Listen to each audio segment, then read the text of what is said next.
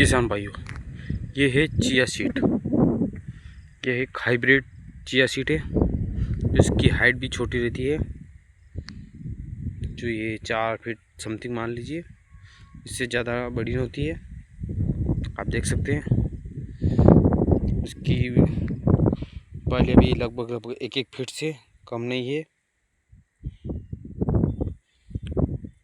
सभी 1 feet something सभी की है।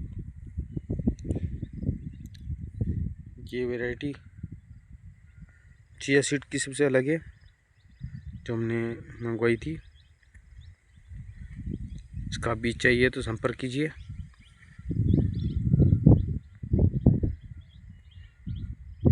कि अपने मार्केट रेट से अलग चिया सीड है। इसमें एक और नया बीज आ चुका है। ये कौन सा है? इसकी अलग ही कलर है।